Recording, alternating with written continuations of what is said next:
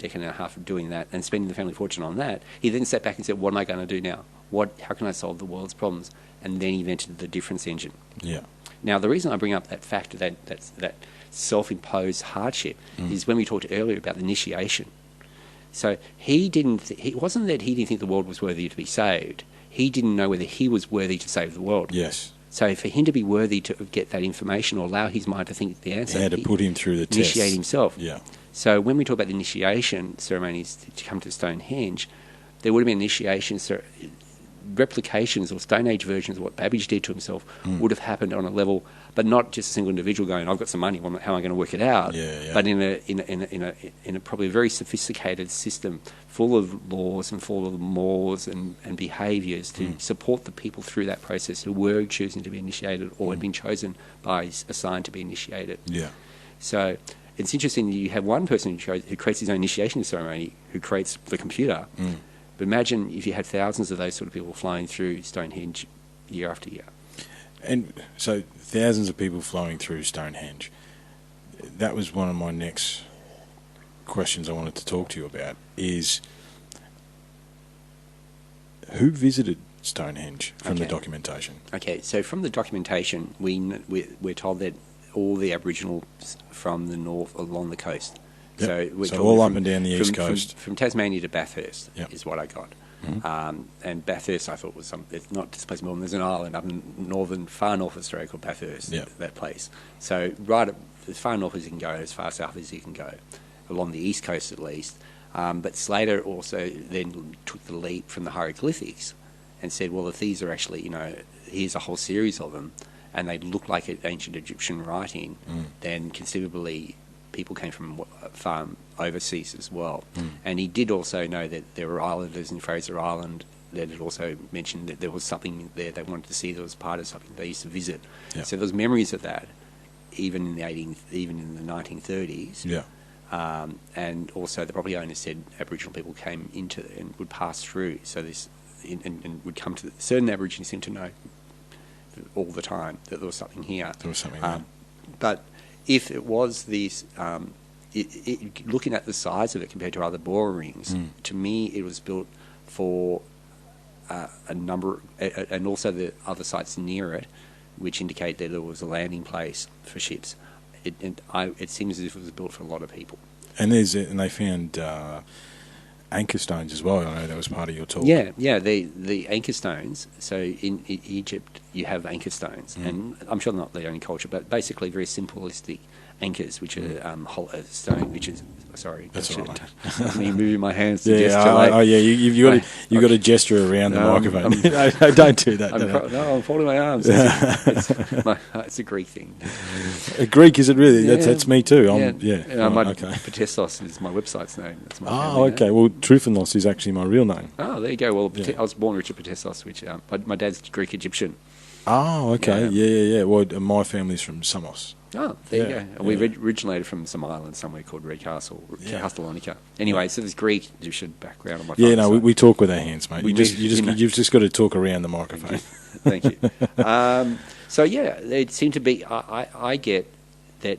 So Byron Bay. So the original area. This area is called Kavanagh. That was the original name of this location, this area. Yeah. And it meant meeting place. So this place, Byron Bay, has always been a meeting place. Always been a meeting place. And and you can see why it could be a meeting place in Australia, being the most easterly point of Australia, and you can see why it could be a meeting place in the world since it gets the first light of day on Mount Warning. Mm-hmm. And so it could have been a meeting place for all nations. That's what I'm suggesting. And also the elders have said this. The elders say, when you read their narratives, they say that ships would land and we'd meet them at Byron Bay, and trade with them, and we'd trade with them and we'd teach them. Yeah. And that's so when we say welcome to country, we acknowledge the custodians. The custodians said that they were simply custodians.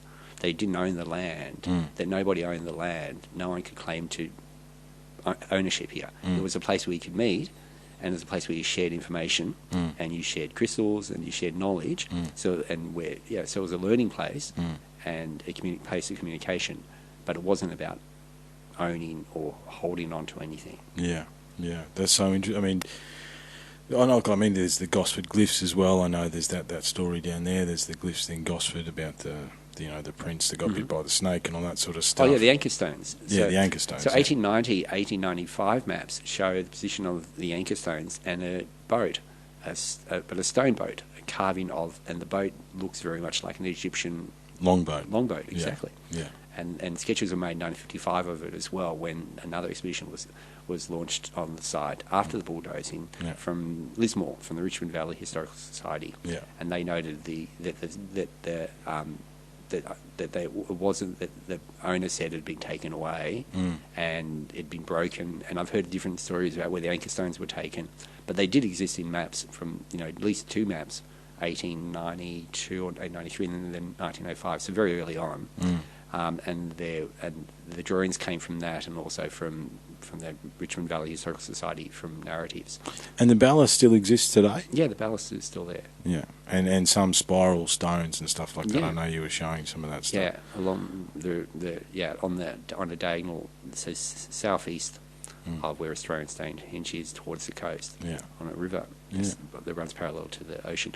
But all this, what we see right now from our window of the coast of Australia, I mean, this area is completely different to what it was. That was interesting you said. I was going to mention that the landscape that we understand that Australia sits on now was completely different. It was more savannas and different. But particularly this area, what happened in the 1940s, 50s, 60s was the whole area was sand mined.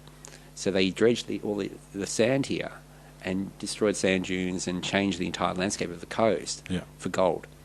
So they dredged mine just for gold. So they did gold mining operations here. So the configuration of the rivers and areas is all different. It's all different. Yeah. Some parts would have been underwater, some parts would have been hills. The whole thing was raised to the ground. Even the river, the way the rivers run and all that sort of stuff would have been changed. Yeah. Exactly. Yeah, it's very interesting stuff. What I wanted to talk to you about as well, we had a bit, you mentioned that there were stone circles around here everywhere, and I know you posted on the Australian Stonehenge page on Facebook that there's standing stones still all over the place. Now, I know they were put up in the 1950s and stuff like that. However, the question and we had we can rehab the discussion is, where did those stones come from originally? They've just sort of originated and they were put up in the 1950s. What did your research suggest where those stones came from?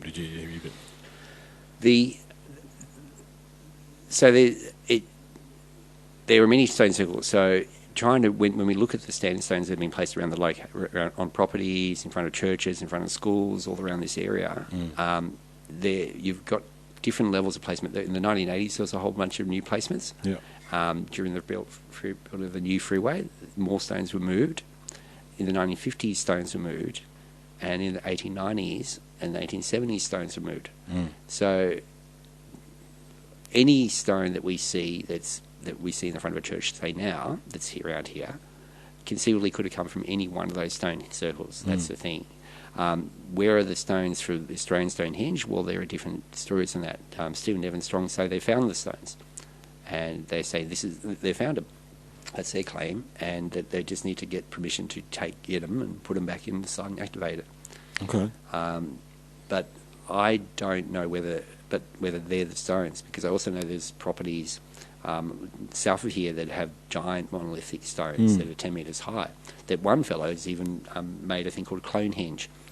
You discussed that there's a guy that the stones that he made the Stonehenge, and that's well known. You can look that up online. He found those stones. Those stones were already there. He didn't create them. They weren't. Yeah, they were already there on his property. So he took stones that were potentially already a stone circle and made a stone circle. And funny enough, one time when I went to Australian Stonehenge, I think it was Hancock, or another time I went with someone to Stonehenge, and we got onto the mound where the broken stones were. Someone, I don't know who, had formed circles with the broken stones. And I remember we were looking at it, and someone remarked, "How dare someone come here and start to play around with the stones?" And I was quite upset that someone had done that. But I looked at it and I thought, it could have been a kid. You just can't help grabbing stones and making a circle with them. Yeah. It seems to be something we like to do. It does. It's echoed across the globe, you know. And so, I mean, the question I had, because obviously we must be sceptical and ask all the questions, is that there's no mason there's been no stonemason in the area that could have made these stones that now sit around Mullumbimby and all that sort of stuff. No. Yeah. No. You can tell from my property here, where we're talking now, if we walk to the front of my house, we'd see that we've got walls made out of stone. Yes. Now, but those stones I can tell most likely are not from a henge, just because they're too rounded. They wouldn't have stood up in any shape. They're not elongated. They're not like a lozenge. But I've seen other stones that are just ridiculously straight and carved and very big. Some of the ones you posted on the page it was like, hang on a minute, like, wow, you know. Well, there's other ones I've been shown and had been given photos of around from farmers and things that are very undoubtedly, monoliths, but only because I haven't had permission from that farmer to publish them. I haven't published them. Yeah. Yeah. So so obviously you're still deep in the research. You're working with Indigenous people to try and share the knowledge and like work through it. As a researcher, I mean, for those that don't know, Richard spent 20 years investigating Jack the Ripper and wrote a book. What's the name of the book again? Jack the Ripper, The Works of Francis Thompson. Yeah. I should be promoting my book. Buy my book, Jack the Ripper, The Works of Francis Thompson. It's a great 5-star reviews. People like it. Yeah, yeah. Well, no, check it out. Check it out. Absolutely. But that is where I had to do a lot of dissemination between what is a story, and what is not. What is not, yeah, and when to make the decision, when to make the call. Yeah, because it is a rabbit hole. If you ask for a fact and then you get one version, another version, if you try to explain all the different truths to one truth, you never stop talking. Yeah, absolutely. So, so to me, a good piece of text is where you write it all out and then you fold it in. And you fold it in and you say, actually, that's 2 pages, but it's not that important now. So there's a lot that's not written in the book. There's more pages that are dumped than are kept. Yeah. And I'm finding that with, when I'm looking at the history and how to write my book now on Australian Stonehenge, I'm encountering philosophical questions and ethical dilemmas. Do I impart certain pieces of information? Because to an untrained eye, that information could be taken badly. Yes. Yeah. There are things I wanted to say at the talk, but I didn't know whether, if I'm misquoted or taken out of context, people might think I'm saying something negative when really I'm trying to say something. And I did see that when you're at the talk, you were in the middle of the thought process and then sort of held up a little bit. Yeah. And I can imagine, like as I say, I've been party to the documents today. Just so listeners know, and there's a lot of information there, and there's a lot of understanding. I know there's more information than you've gotten. There's a couple more questions I want to ask you. What's your I'll ask you what your takeaway is a bit later. The next thing I wanted to talk to you about and ask you about is, so has anyone been to the site during winter or summer solstice and seen the alignment? Is there? Because I mean that's one of the things that every one of these sites has in common, is that there is some alignment with during the solstices. Do you know whether that's been done or? No, it hasn't been done. Okay. Every time I went to the site, I simply took as many pictures as I could. Yeah. I just figured there might be a time where maybe we can't get to the site, or something could happen to the site. So I just thought record the site. So I've only been recording.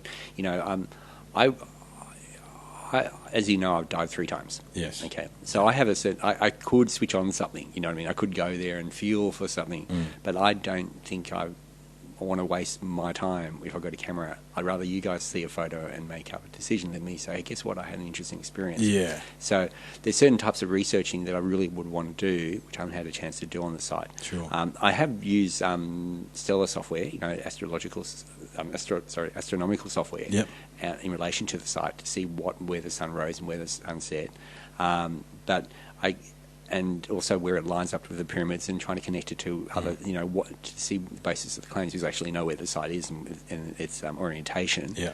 And it's been interesting to see what star systems are actually above it at certain times of the year. So I've done my research not on the site using software, and I've global research on how it lines up with different things. I've done that, but I haven't been at the site on the solstice or had just to had see. that leisure. Yeah, okay. See, if I went to the site again now, I'd probably just say stuff to you. I'm not taking photos. I'm just going to lie here on the ground and just look up at the stars. Well, I think maybe that's the next mission there, mate, is to just sit with the site and see what it gives you. Exactly, because I haven't allow myself time to do that. Yeah.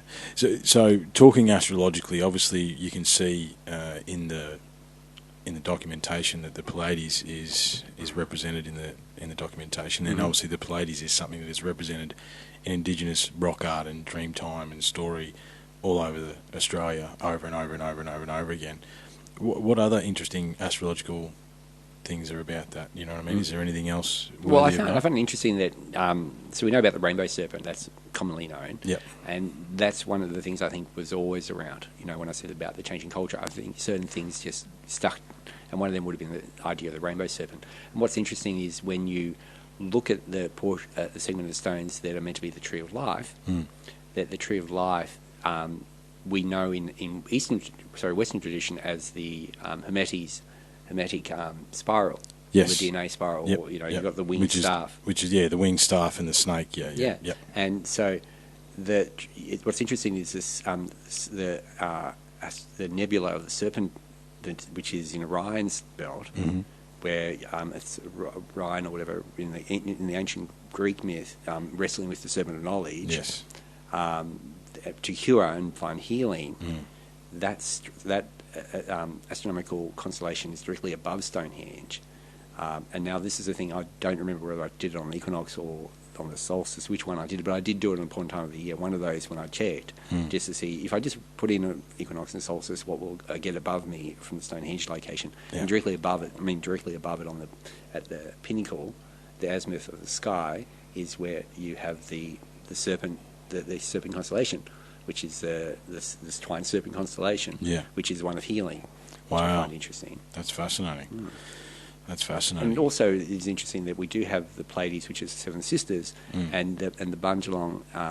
Their story, the Seven Sisters, matches the same narrative in the ancient Greeks, which was there were 7 women that were being chased by men. The gods took mercy and turned them into the stars. It's exactly the same story. Yeah, and it's not just the Greek myth either. That story is echoed in lots of other cultures as well. Yeah, but the oldest art on the Seven Sisters is here in absolutely, which is in the Northern Territory. Yes, I think that's about 70,000 years old. Yes, it is. Yeah. The oldest representation of the Pleiades is actually here. You know, and there's also, I know, you know, some of the work the Strong brothers did with the language is found that's echoed around the globe, and there's all these different pieces that, and that's what I've found in my research, and the fact that the Australian Stonehenge has come to light, that this stuff echoes around the globe, you know, and the fact that it has been you know found in Australia, and we can decipher these things from it, gives it a really important piece of the puzzle.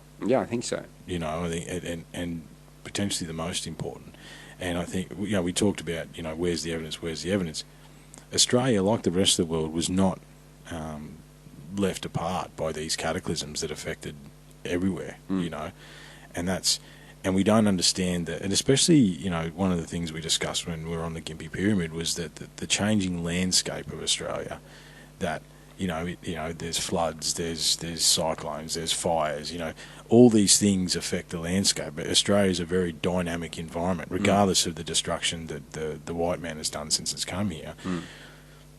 You know, it's going to take away a lot of the things that we would see, you know. However, interestingly, you know, these stone circles around here and these monoliths that seem to be peppered around here, you know, they can potentially tell us more, you know. Yeah, well, the stones are long lasting. Yes. So you're going to have, if you have different catastrophes, whether it's, you know, you could have a nuclear winter, you're still going to have stones at the end. Yeah, it's the only thing that actually would stand the test of time. Yeah, there is certain cataclysms that could occur, which, you know, earthquakes, for example, are going to change things. Yeah. Tsunamis, you know, could do that as well. Tsunamis, I always pronounce it wrong.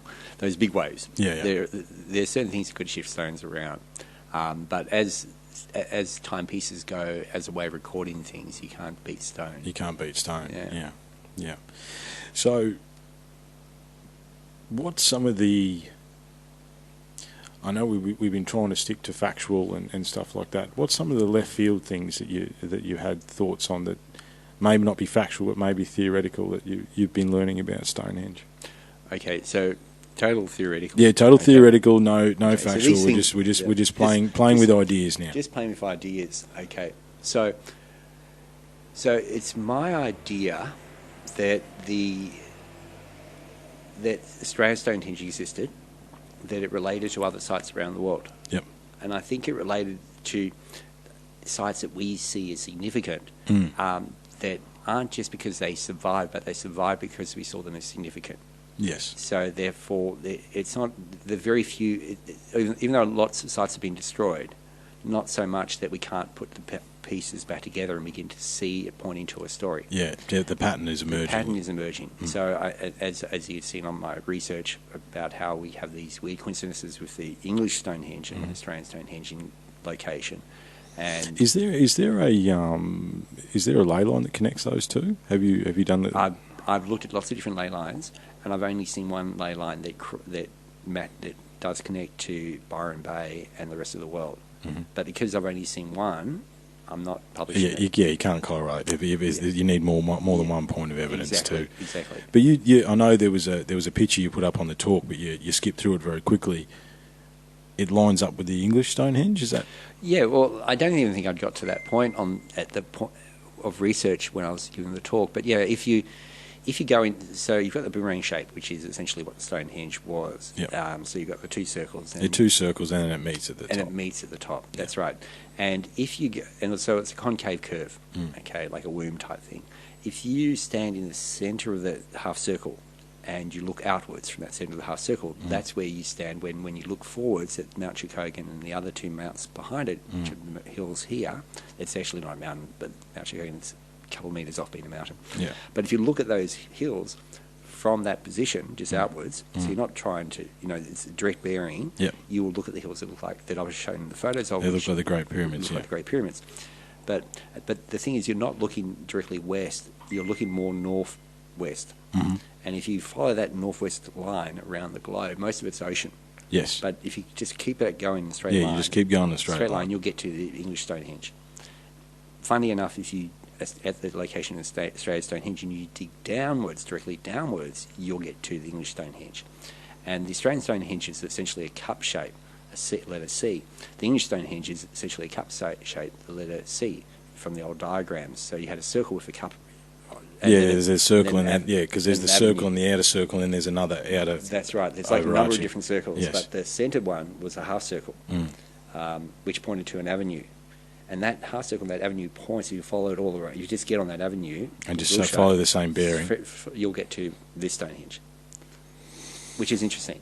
Yeah. And what's interesting is because it's a globe, then both seas or both cups are facing away from each other, but because it's the way globes work, they're also facing towards each other. So it completes the circle. So you get in a sense, Vesica Pisces, you're getting sort of a crossover of two circles as well. Yeah. Also, what's interesting, just to give another one, and I've looked at a few other sites too, Göbekli Tepe and a few others, but what's interesting is, I told you earlier, where we're sitting in my lounge room, and we can both see, and your camera can pick up probably the ocean. Yeah. If you look directly towards the east, and if we had supervision, we'd see Easter Island. Easter Island points is directly east of here, or Rapa Nui. And what's unusual about Easter Island is, of course, the statues there, and they're actually quite deep into the ground.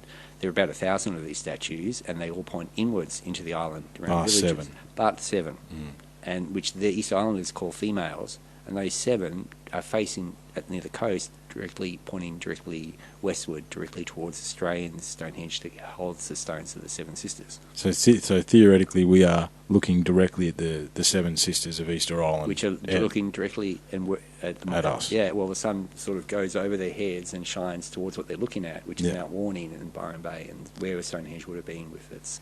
So now obviously we're out of the factual, we're into the theoretical, playing with ideas. They look like the pyramids of Giza. It's uncanny how much it actually looks like. Well, some people have written to me saying that they're pyramids and that we should dig. Well, that was going to be my next question. Well, and this has been told, but I have a couple of theories on how they could. They're very regular shaped. They look like pyramids, but there's a couple of ways they could have been formed. And one of the ways could be artifice, could have been formed by people. If they could have shaped them to look that way, and I'm going more for that. Yeah. But I don't know whether I should talk about the mega tsunami, the big wave that's meant to have hit here. Yeah, that's the impact between Australia and New Zealand. It's about 3,000 years ago. Yeah. When 16 happened 500 years ago, about 1604 to 1614. From what a geologist has been saying, a meteorite struck the southwest coast of New Zealand in the ocean, and that meteorite caused a tsunami to hit the eastern coast of Australia, wiping out most. So you said 1604. 1604. So only 500 years ago. Yeah, only 500 years ago. And wow. Apparently every 500 years or so, that's when we have a mega tsunami, which is basically a 100-metre high wall of water moving really quickly. And it's about 500 years now. Yeah, like we do one. Yeah. Yeah. Yeah. Yeah. We'll just keep moving. However, But if the tsunami did occur, and in the description of the tsunami is it was 100 metres high, it moved at the speed of a jet, like near the speed of sound, it moved within up to 30 kilometres inland, that the damage done to the eastern coast here, particularly because you've got this jutting out point of Byron Bay, so what happens is the wave comes and then claps together when it hits Byron Bay, the easternmost point.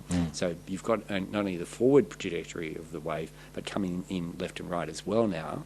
Then what that does is it took everything away and left the bedrock and even ripped up the bedrock. So any human being would have been eviscerated instantly. But wouldn't that have destroyed the Stonehenge? Well, this is the thing. I think it's what made the Stonehenge.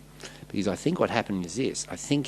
So imagine, now the Bunjalong, remember, and two stories. Firstly, you know that Slater in the notes said that when he interpreted the stones using the book that he received from 1850 of the sacred language, his interpretation of the stones was it said a light comes from afar and gives life to the people. Yes.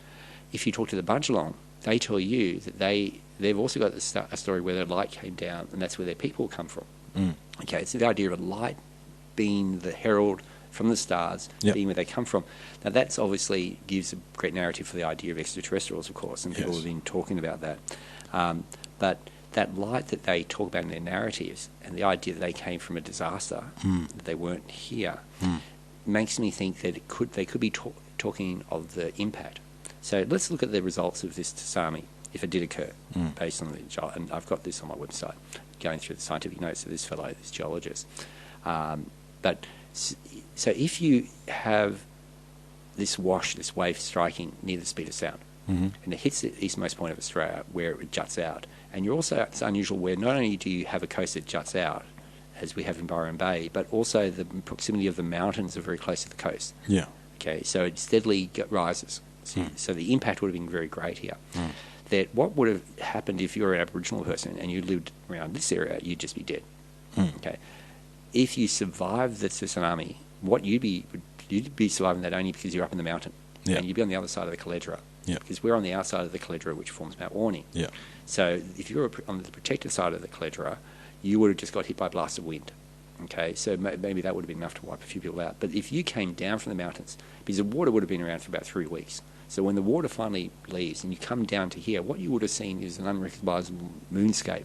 There'd be no vegetation. If the bedrock, it goes to bedrock.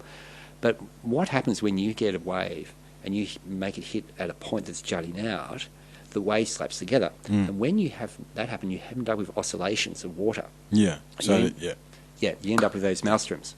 So what happens is you've got maelstroms. So, like, we're sitting here in my lounge room now, but if we were here in 1604, above our head would be water, and it'd be moving at the speed of sound, this water, and causing maelstroms. Those maelstroms would have picked up rocks, huge chunks of rocks, which wouldn't have just come from this area, but would have come from lots of the east coast, so different areas. Yeah, because it's brushing up against it. It's brushing up against and whacking together. But when you got these maelstroms, what's turning in the water at really super fast speeds, striking each other, even to cause maybe plasmatic sort of bursts, striking each other, be able to cause angular cuts and structures that you normally could not make by hand at such speeds. They haven't got time. The rock doesn't have time to make the little sort of like lightning sort of patterns you get when you strike. So they're spinning above your head. And then what happens is the wave is going outwards, hits hits the mountain range.